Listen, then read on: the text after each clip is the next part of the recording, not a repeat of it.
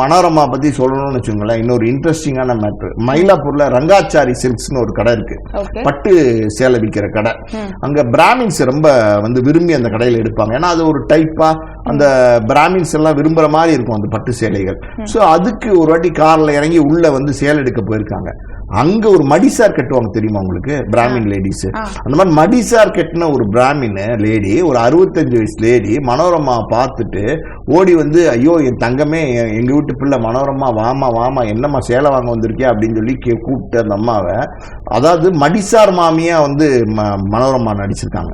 So நாங்க கூட அப்படி ஒரு நடிக்க முடியாது, நாங்க உண்மையா இருக்கிறவங்களோட கூட அந்த கதாபாத்திரமா அப்படி பண்ண முடியாது. ஆனா அந்த கதாபாத்திரமாவே மாறி பண்ணியிருந்தேம்மா, ஏமா ரொம்ப பிரமாதம்மா அப்படின்னு சொல்லிட்டு ஒரு பவுன் மோதிரம் அதாவது நவரத்னம் சொல்லுவாங்க, அந்த மோதிரத்தை கலட்டி மனோரமா கையில போட்டாங்க.